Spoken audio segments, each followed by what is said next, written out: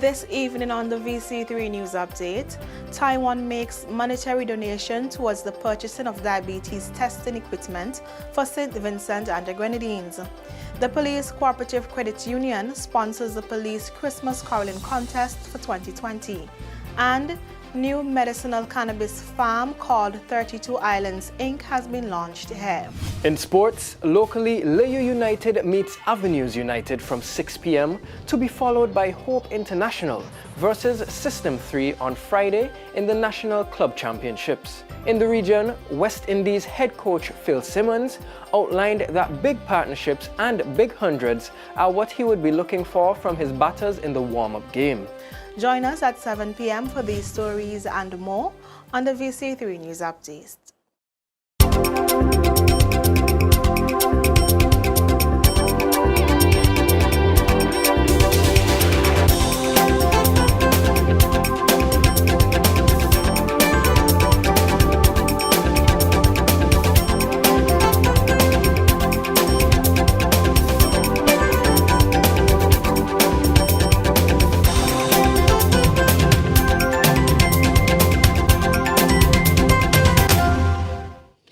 Good evening and welcome to this week's edition of Roundtable Talk.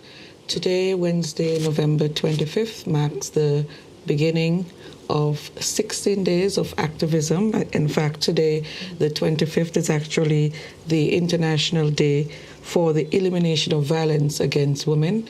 And of course, this is observed throughout the world, and we are joining the rest of the world here in St. Vincent and the Grenadines to mark the occasion. With me to talk about all of this and more are the head of the University of the West Indies campus, Open Campus, here in St. Vincent and the Grenadines, Mrs. Debbie Dalrymple, and Jeannie Ollivierre, the old veteran, human rights and women's activist here in St. Vincent and the Grenadines, former head of the Women's Desk, etc. Welcome, ladies. It's good to have you on this evening's program. Good being here.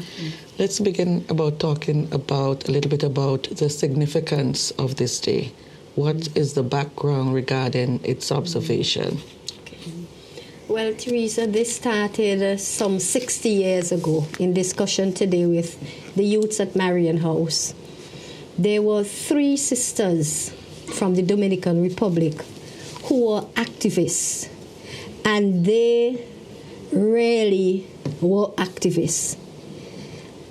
They fought for everything in every single community in the Dominican Republic.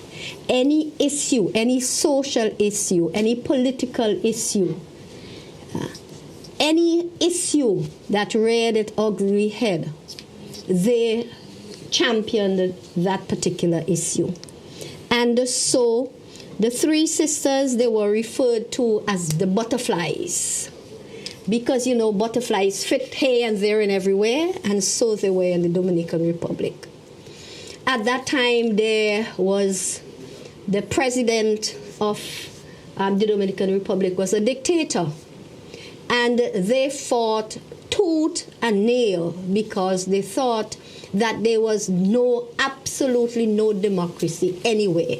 Neither spiritually, politically, socially, financially, nowhere in the Dominican Republic was there any sense of democracy. He was a total dictator. And so they rose up, the 3 of them, the 3 butterflies. And one day, of course, they had their husbands along with them, not behind them, but beside them, holding their hands and supporting them in every sense of the word. What compounded it really was that the dictator made an advance to one of the sisters, and she backed off. And that made him more determined than ever to follow them every step of the way. Their husbands were incarcerated, and they went to visit the husbands.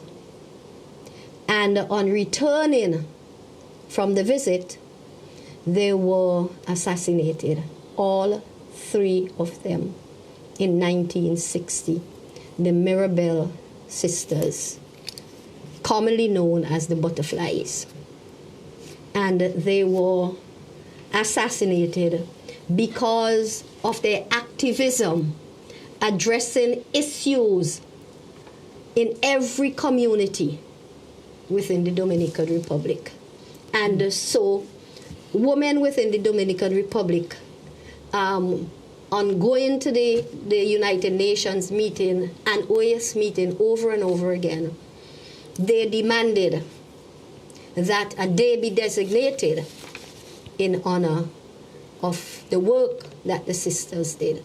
So we had the International Day to end all forms of discrimination, to end the violence against women across the world. And women entails or include our girls as well. Right. Mm-hmm. So this movement started in the Dominican Republic. Right. Yes. Yeah. But the acknowledgement of it was 1991. Yes. That the 16 days of activism was created because it starts today, the 25th of November, as the day to eliminate all forms of violence against women, and significantly it ends on the 10th of December, which is human rights. Because the idea is, and the belief for those of us who see the worth of women, in that the denial of the human rights is in fact denial of women's rights, and vice versa. Yep. So it ends on the 10th of December, which is Human Rights Day. Yeah. And all in between there, now you try to do something every single day for of the 16 days.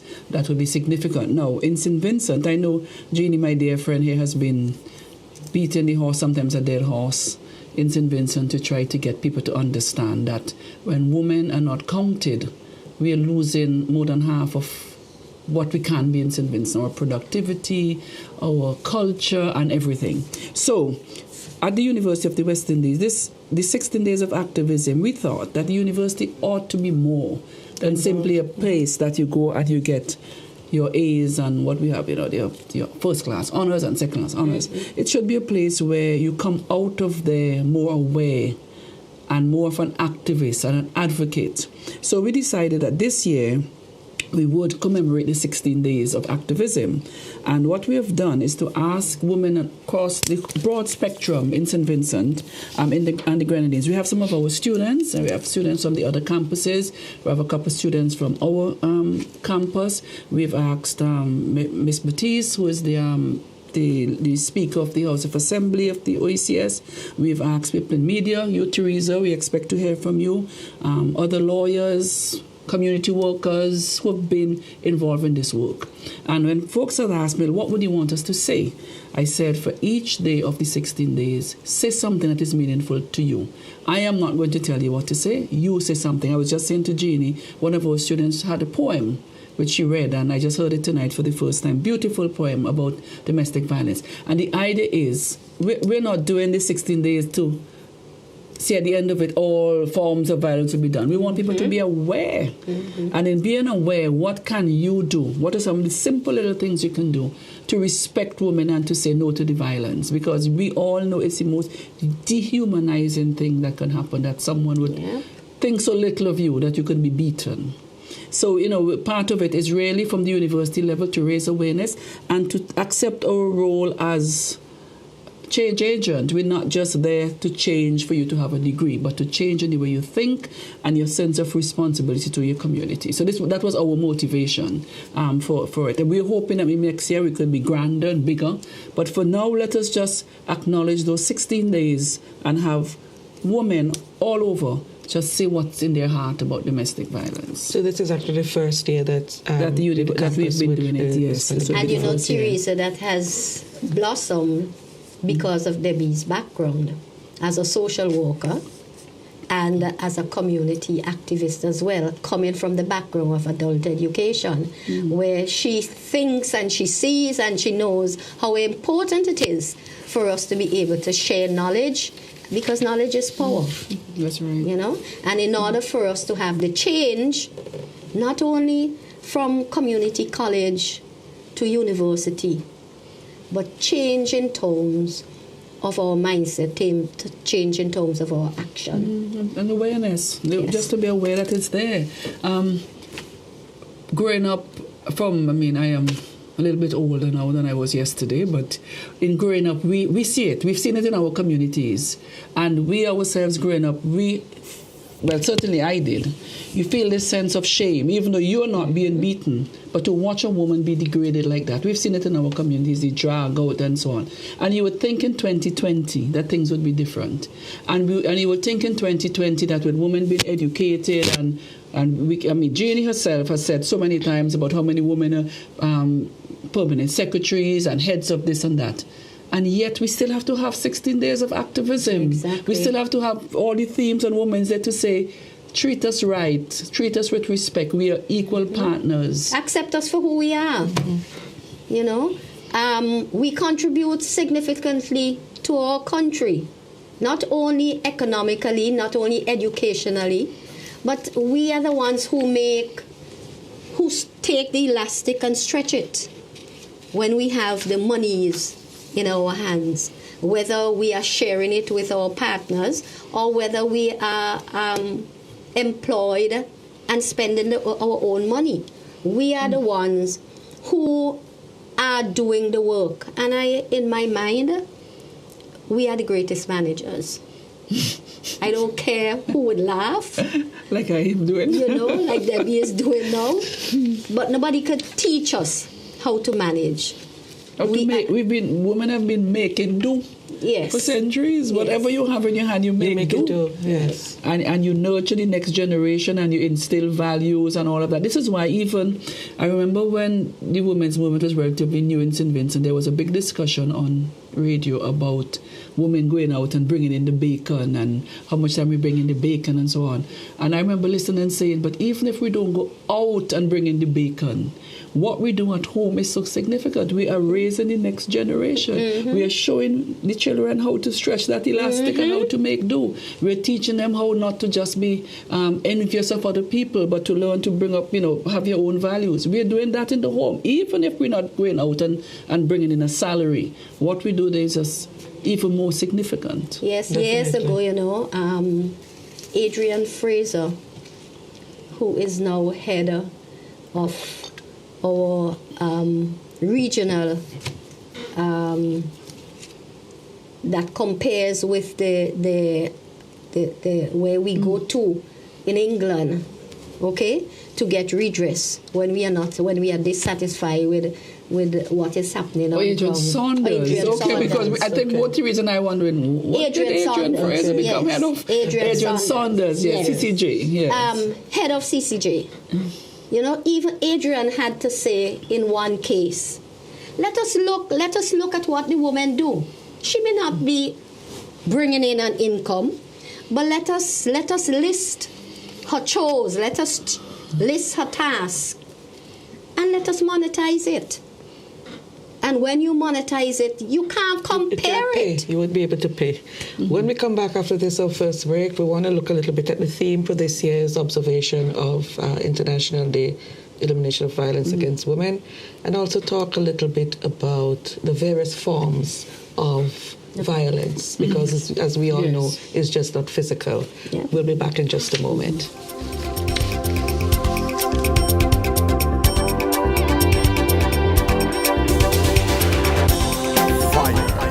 And dice. Together on one scratch ticket can make your dreams come true. Yes. It's Fire and Dice. The new $10 scratch game with thousands of dollars to be won. Match your numbers with any of the winning numbers and win the prize shown up to $125,000. You can double or triple your prize with Fire and Dice. Available from all lotto agents and runners. There's cash to catch with just a scratch.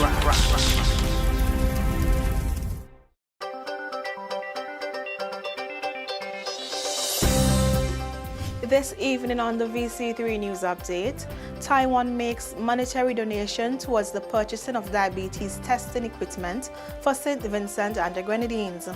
The Police Cooperative Credit Union sponsors the Police Christmas Caroling Contest for 2020. And New medicinal cannabis farm called 32 Islands Inc. has been launched here. In sports, locally, Layo United meets Avenues United from 6 p.m. to be followed by Hope International versus System 3 on Friday in the National Club Championships. In the region, West Indies head coach Phil Simmons outlined that big partnerships and big hundreds are what he would be looking for from his batters in the warm-up game. Join us at 7 p.m. for these stories and more on the VC3 News Update.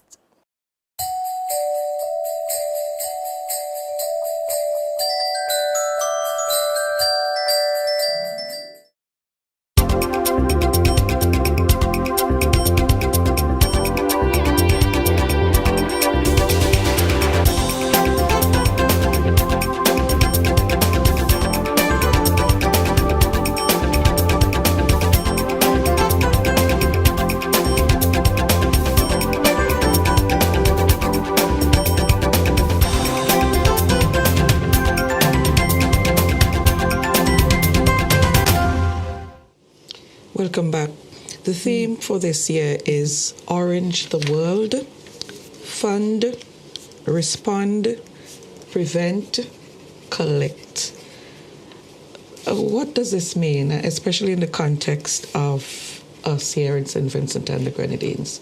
How does the theme really embrace our reality and explain what it really means to us?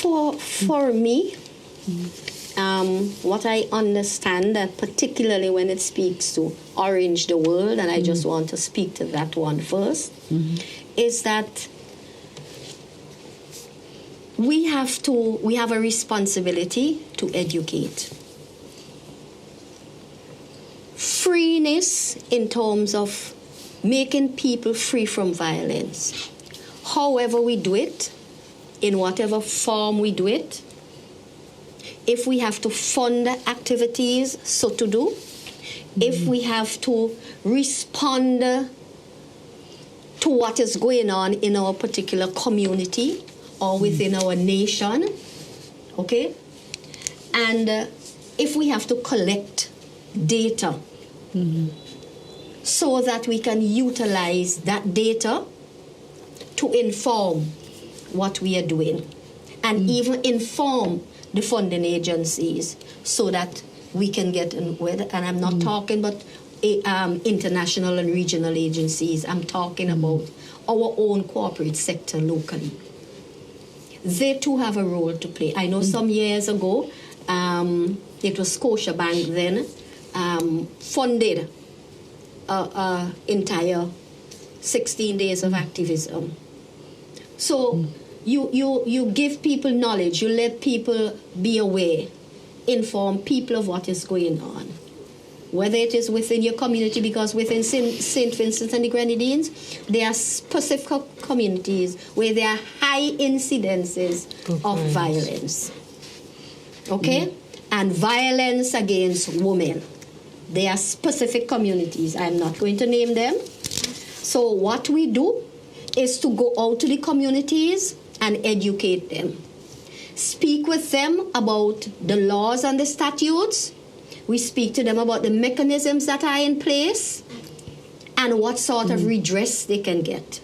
So to Orange, St. Vincent and the Grenadines, it's not, we are part of the world. So Orange and St. Vincent and the Grenadines, in my mind, is saying, educate the people. Look for funding, whether it is from the corporate sector or from whom. So you fund because you want to respond to the issues within the individual communities, whether it's locally or nationally. And while you're doing that, you are collecting data. Okay? So we are Orange in the world. The idea is to make St. Vincent and the Grenadines free of violence, or to assist in eliminating or assist in reducing. So you're educating for action, for people to respond. And you know, over the years, a lot of educating has been going on. Yeah. I think gone are the days when, when Sparrow would say, but, broke up the knee and bust up the face and whatever, they love you eternally. I think over the years, women have come to realize that that is not love at all. And that because something is culturally accepted, it means that it is right. That's one of the themes we had one year, our local theme. And it means now when we are arranging the world, we have to look what we can do within our community, right? It's not just always writing for funded agent. What can we do to help a particular woman in our community? What can we do to help her to educate her child within our community? Give her a place to speak. Run interference with her, with the justice system and with the laws. What can you do? Each of us could do something. We don't have to wait for them to go into parliament and pass a law to tell us how we should treat women or how we should treat girls or how we should treat our children, because that's been proven that violence in the home has this very negative impact on children. So Orange the World means look to us to see what we can do. And funding, I know a lot of women who don't have a lot of money but still will help somebody in the neighborhood buy a shoe for a child to go to school, help them buy uniform. And it's not just, I have my own children to look after. It's amazing to see. And that is something that as Vincentians, I don't know about any other place, but as a Vincentian, it's something that I've always been so proud of. We take it for granted. Oh, Mom, you always have a little extra pot in, go in when people come for food. That's a wonderful value that we have. And some of the things that internationally they have said in terms of locally what we can do, you can raise awareness, like we're doing right now, about gender-based violence against women as a human rights issue at the local, national, regional, and international levels. And we could talk a little bit later, about the different types of violence that we have to address. And the fact that over the years of talking about violence, and I'll have women realizing, wait a minute, I don't really have to put up with this. I know one time I had a case, Teresa. This woman has been beaten all the time. Bust up eye, bust up mouth. I was at Marion House at the time. And she came, and you spoke about Justice Saunders, and I speak about Nicole Sylvester and Renee Batiste and those people who we would run to, Jeannie and I and others who are working with women. So we have this case, what can we do? And they would do it free of charge, try to help the woman, tell her what to do. Dr. Junior Bacchus of blessed memory, bust up eye, you go down. And this lady came, she had come once, she had come twice. And I said, okay, let me call your husband. And she said, Miss Dalrymple, even if Jesus come down here right now and tell me go back to meet this man, I'd rather go to hell instead. Because that is the hell she was living in. What is the difference? So we could raise awareness of that. And among men too. That if you have your own issues, you don't need to take it out on the women. Sometimes men, they're human beings too. They feel depressed, they feel sad, they're not living up to their own potential. Don't take it out on the woman. That's who you go for succor and for who you go for help and assistance, not to beat her up so you could feel like a man. Right? So those are the little things that we could do to raise awareness. Strengthen local network around gender-based violence against women. Network. Establish a clear link between local and international work. We have to realize we're part of a bigger network. There are women all over the world, in Africa, in India, all the shades and colors of women who are in this movement and saying we have to do something. Demonstrate solidarity of women. In the little exercise that we're doing at UE, we have a couple of men who are talking about women violence against women. These men have wives and daughters and cousins and nenes and aunties who are all women. And you have to be aware that when you do something and say something about women, it's reaching down to your own people. And I'm very happy that my staff insisted I have to give them kudos for that, to making sure that there are men included, right? And to create tools to pressure governments. I'm not going to read all of them, but just to say, to create tools to pressure governments to implement commitments to eliminate gender-based violence against women. Now we have a situation in St. Vincent, and I guess we're going to just launch right into types, where men who are in power, whichever power, church, school, politics, in the corporate sector, really do believe that if a woman comes to them for help, that they really ought to be able to be abusive towards them. They ought to be able to harass them, and that's okay, because after all, you want something from me. And I think it's time we really come right out and deal with that matter. It has become too much. What do you think is responsible for this kind of mindset among those people who are in power and really abuse their power in this respect? I think I just said something that if it's culturally accepted, it's not right. Mm-hmm. It's culturally accepted. Yeah. It's accepted that, you know, if you go in a position of helplessness, sometimes women are in a position of helplessness and they go. Instead of that man saying, see, you're like my mother, my sister. I would like to see my mother or sister in this position, and I would like to know somebody help them. Instead, you suddenly realize, hey, wait a minute. I'm a very powerful person now. I am this person is at my beck and call. She's at she's helpless, and I could in fact abuse her because of that. And unfortunately, it's accepted. Unfortunately, some women go expecting that. And listen to me now. Women sit and they say to themselves, okay, well, my children hungry. It's just a little bit of sex. What's the big deal? And we who are trying to work with women say, no, don't do that. But when you're poor and your children have nothing to eat, it is very easy to be taken advantage of by people in the community. Sadly, I've also seen cases where women are in position of power and do take advantage of a younger boy or a younger girl who might come to her for help. Sad but true in our society, that's there. Not because I'm not practicing, I still don't know about that stuff. Yeah? But this is what it is. That whole thing about power, does it have to do with everything we go back to slavery? Oh, slavery. But does it have to do something with that where as black people, all power was taken away from us, and therefore massa can just pass by and call that little one over there, call that little one over there. Is that part of what is still continuing here? I don't have all the answers, but I think that is part of it, that whole power structure. Yeah. Right? And you would think in 2020, you go back to that. Can we not now, women, how many women at our universities, 80% women to 20% men at the University of the West Indies. In St. Vincent, it's more 19 to 81. Mm-hmm. Right? So there are women out there who are educating themselves. So why are we still having to do all of this? And St. Vincent is just a micro version of what's going on in the world. So since it's culturally accepted, are we going to say that it's so embedded in us that there's really no hope? Not at all, Teresa. We have to continue the education. We have to train. We have to be able to teach and to train our girls and our boys as well. Right. That's what is right. And when there's violence against women and girls, it is infringing on their basic human right, as Debbie spoke. When you make an advance, because I come to look, to seek, whether it is a job or assistance in any area, it is a breach of my basic human right.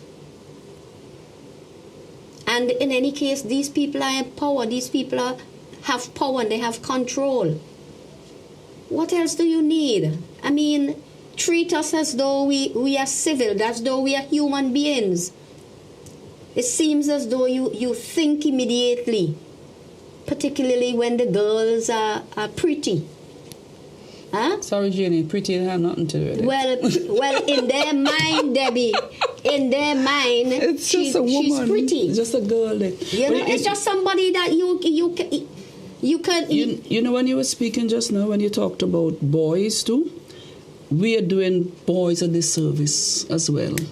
Because we'll hold that thought until we come back, because I think that's very important. When we come back, we'll pick up from this point.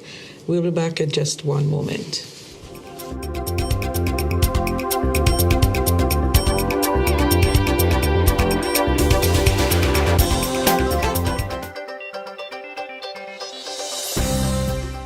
This evening on the VC3 News Update, Taiwan makes monetary donation towards the purchasing of diabetes testing equipment for St. Vincent and the Grenadines. The Police Cooperative Credit Union sponsors the Police Christmas Caroling Contest for 2020. And New medicinal cannabis farm called 32 Islands Inc. has been launched here.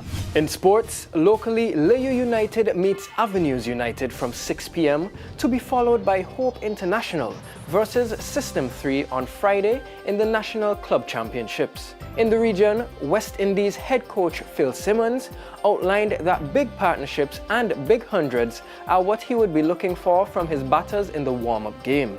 Join us at 7 p.m. for these stories and more on the VC3 News Update.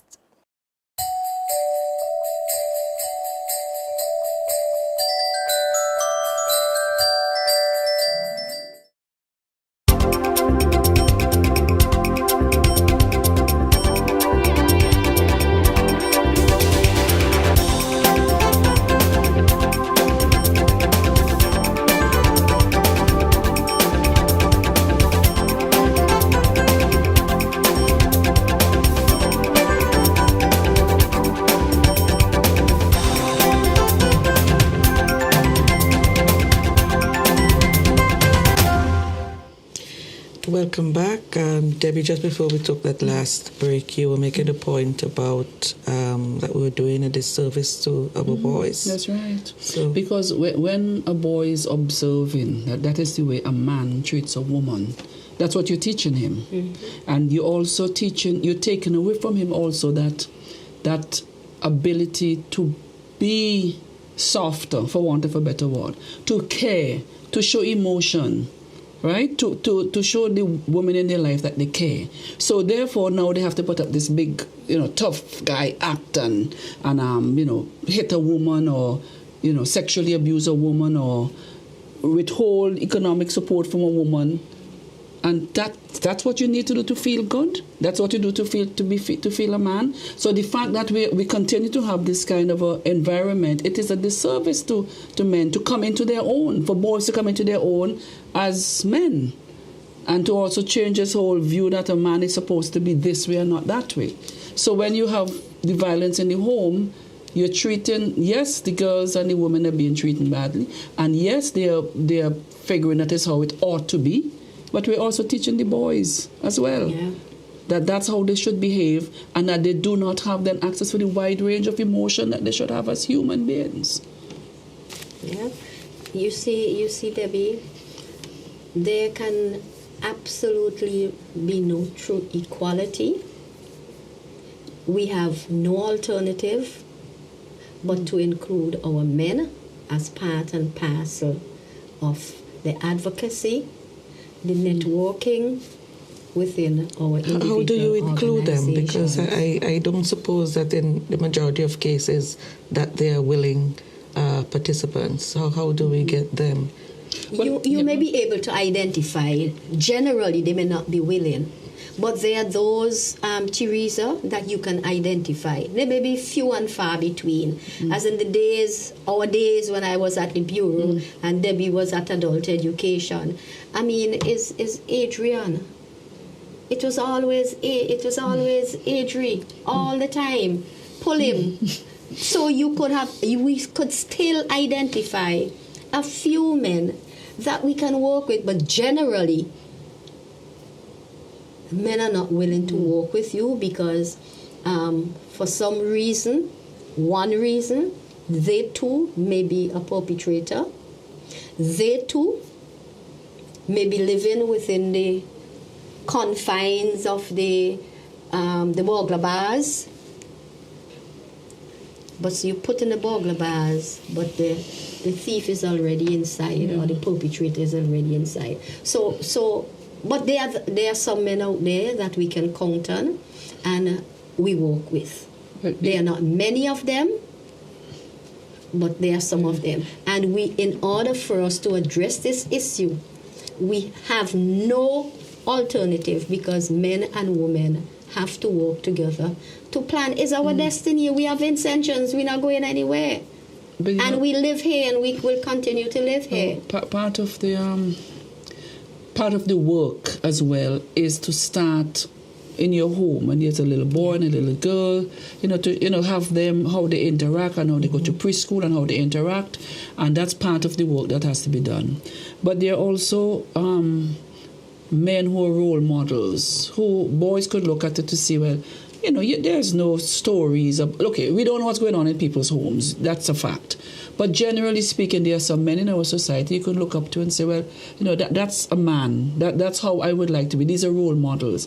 And at the university, we have another project, which we are trying to get funding for, to work with young boys, to have workshops with boys only. Okay. And with facilitators who are male only. I'm not going to be there saying anything and, put it on my social work hat or anything. It's just going to be males speaking to younger boys, having a conversation.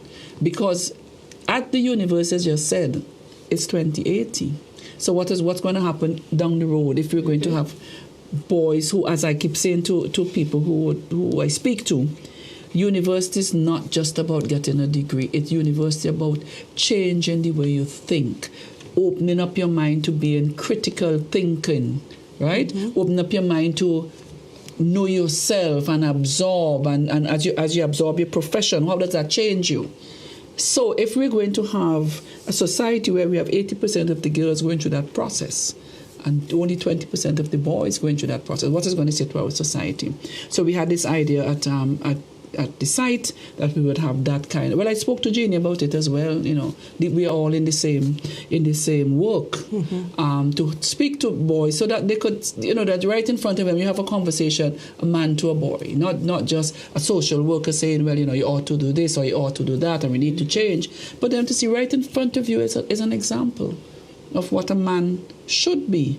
You don't have to be rough and beat people up, but you can in fact be an intelligent, capable of showing emotion, seeing how similar you are to, this, and be part of your family and grow your family. And that's what we want to do for that reason. So that's some of the work. It has to be starting at very young age, into the preschools. Just as we talk about good touch and bad touch for girls, right. Yeah. We have to do good touch and bad touch for boys. And we have to go, and among them as they grow, and respect and dignity and all of those qualities that we ourselves would like to see our boys have, our sons have, When we come back, I want us to look at some of the signs of violence. How do we recognize these signs? Mm-hmm. And what do we do on recognition of these signs? Mm-hmm. Back in a moment.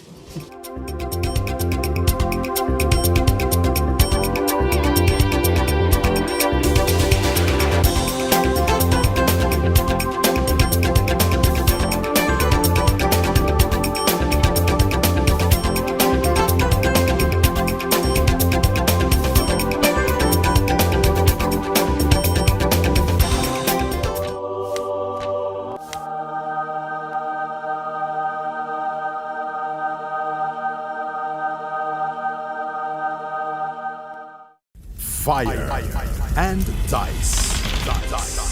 Together on one scratch ticket can make your dreams come true. Yes, it's Fire and Dice.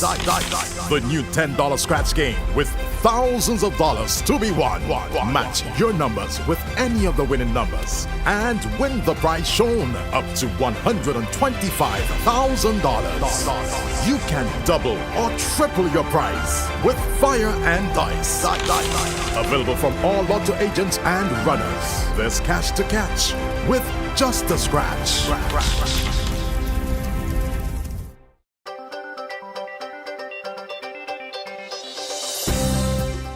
This evening on the VC3 News Update, Taiwan makes monetary donation towards the purchasing of diabetes testing equipment for St. Vincent and the Grenadines. The Police Cooperative Credit Union sponsors the Police Christmas Caroling Contest for 2020. And new medicinal cannabis farm called 32 Islands Inc. has been launched here. In sports, locally, Layo United meets Avenues United from 6 p.m. to be followed by Hope International versus System 3 on Friday in the National Club Championships. In the region, West Indies head coach Phil Simmons outlined that big partnerships and big hundreds are what he would be looking for from his batters in the warm-up game. Join us at 7 p.m. for these stories and more on the VC3 News Update.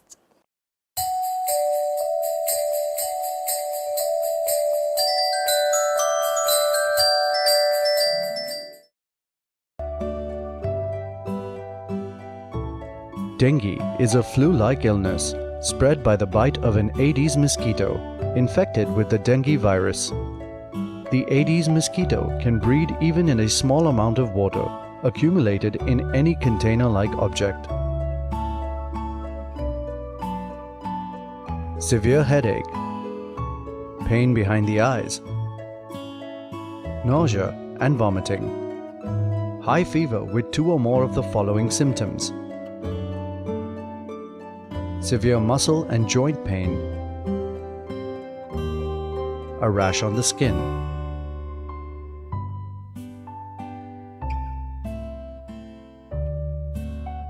Consult a doctor and do as advised.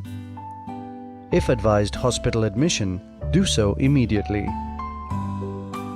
If advised home-based care, take plenty of fluids, nutritious food and paracetamol for fever and pain.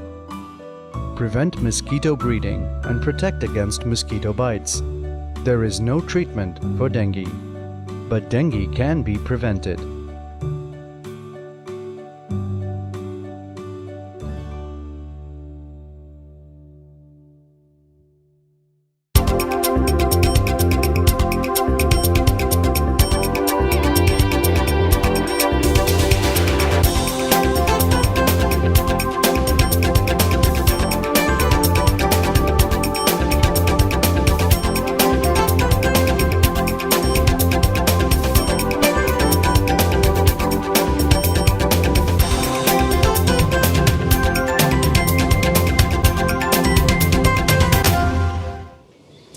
Welcome back. We wanted to talk a little bit about the different types of violence and recognizing the signs of violence.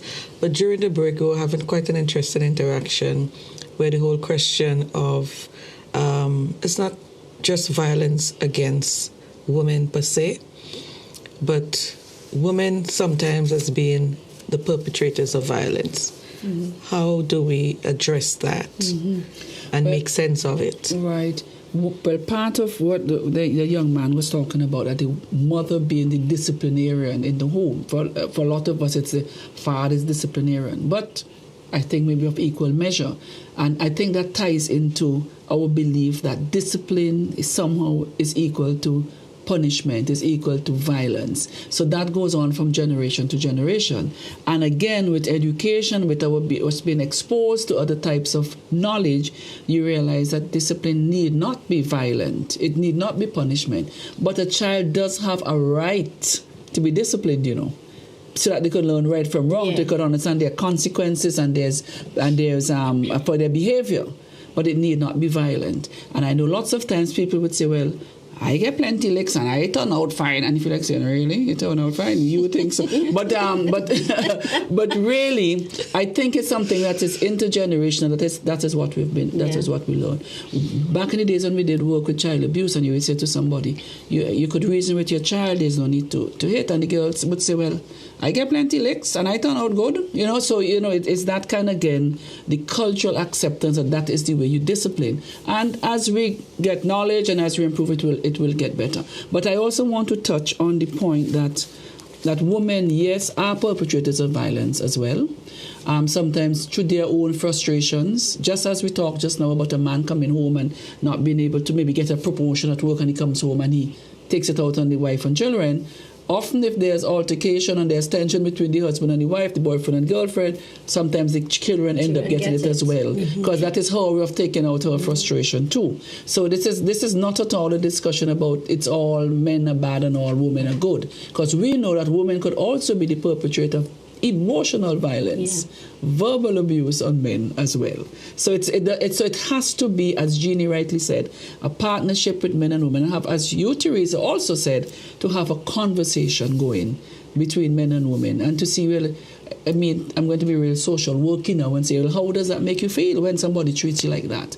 And is there a different way you can treat somebody like that? Is there a different way you can express your displeasure without being violent? Because we're going to be angry with each other from time to time. And men and women are different in the way that they react to things. But we should have a conversation and say, not because that is how we've done it traditionally and culturally, it means it's right. We ought to be able to find other ways to communicate. And I really seriously think that communication is also a big issue. Very big. Because you find that a lot of men, they don't communicate. I don't know how we can change that, but I think that is one of the serious issues. It's not just communicating on social issues, but even with men's. I saw one of your programs, Men's Health.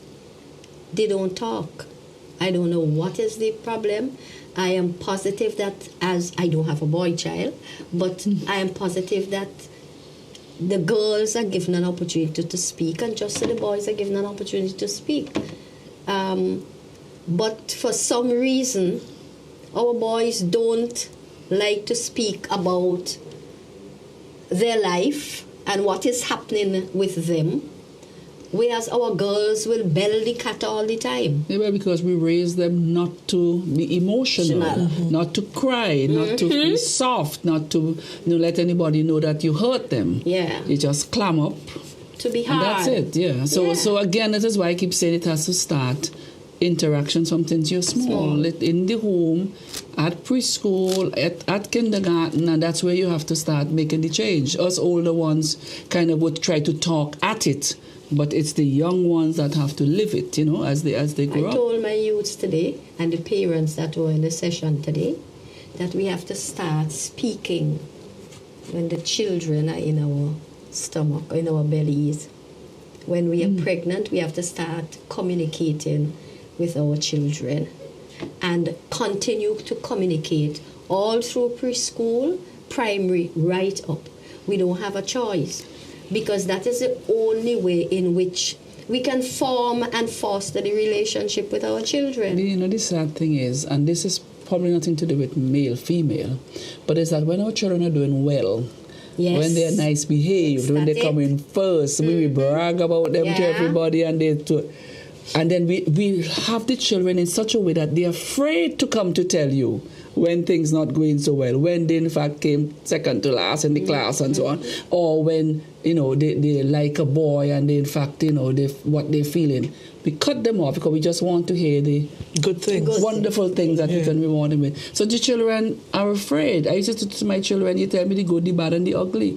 I'm not going to sit here and pretend they told me everything. Of course not. But you open you let your children know that they can come to you if something is not all right, if they've in fact done what you may not approve of. Because our children ought not, we love them. We may not love some of the things they do, but we love them nonetheless. And I think that sometimes that is what is difficult for boys to really grasp and comprehend, because especially the kind of expectations we have of boys. There's a lot of studies being done with with boys and on the achievement and our acceptance of some of the of some of their behavior, because they're boys, that's okay, rather than having them be responsible. It is so much to reason. There's so much. It's a whole bowl of spaghetti to try to unravel all of this. What are some of the signs? Okay, the signs of domestic violence. I mean, the physical violence, physical. Verbal. But the physical ones are obvious. Yeah. You start with the fussing and the quarreling and fault finding. The food ain't have enough salt, the way you dress, something about the house. Why is that? Why would that be a cause for violence? If you come home and the food ain't have enough salt and you the put food salt to suit your taste. Why is that? Yeah. Because of the expectation that when I come home, you are at home and you are. I don't think men have an idea of how much work a woman does in a day, but when they come home, food should be there, that should be done, it tastes good too, and everything else. And that expectation that the woman is there at your behest. So when she doesn't do it, then you start having the violence. And again, I think, in my own work, I find that if things are not going well for the man, somehow it's important for them to demean the woman so that they can feel better. That may not be a male-female thing, because I'm sure we've all seen it in our own gender, but that is also part of it. You're at home and you go to work, somebody's demeaning you, make you feel bad. You come home and you have to feel like a man, and if that means that you push the woman down, whether emotionally, physically, or whatever, That's what it does to make you feel better. It is sad, but that's how it is. I find in a lot of areas. The emotional abuse, of course, is harder to see and to pinpoint. But I have met so many women who are bright, engaging, discussing all kinds of things with you. The moment the man comes in, suddenly she doesn't know anything. She's not too sure about anything. She has no confidence. Would you think a man would love to have a woman with a lot of confidence and, bold and want to go out there and slay dragons? But no, the woman certainly does. It's almost as though, again, women put themselves down so that their partners could feel better. There's no reason for that, because you would think there are lots of men who have wonderful women who are very proud of them, But also there's the group who just cannot accept the fact that this is why you married a woman in the first place? Why you have her as a girlfriend? Is there something about her that was attractive to you?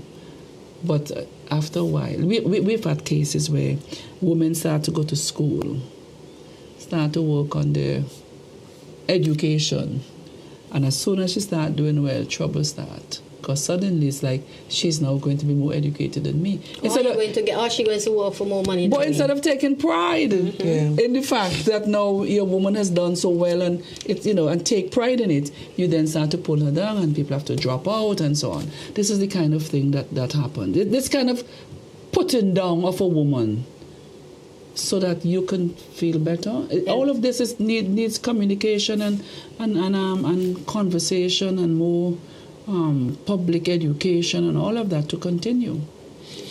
But in addition to the name calling and bringing you down, the psychological abuse, there's also for our poor women, Debbie, who are in relationships and have a child and not employed, for them to be able to sustain their homes and to feed their children. Now, how do we think that they feel? Particularly when they have to take fathers to family court to seek maintenance for their children. Who is the one that is suffering at this point? So all this is a form of the abuse, and it's a way of identifying the subservient nature that the woman is being pushed into.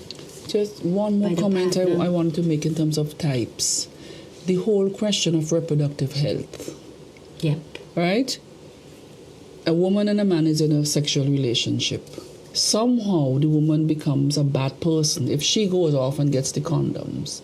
If she goes off and say, no sex without condom. That is a man's role. The man's supposed to get his business. The man's supposed to decide what feel good and what feel good and whether or not we should use one or not. The woman has no say. And she's not looked upon with favor when she tries to negotiate condom use.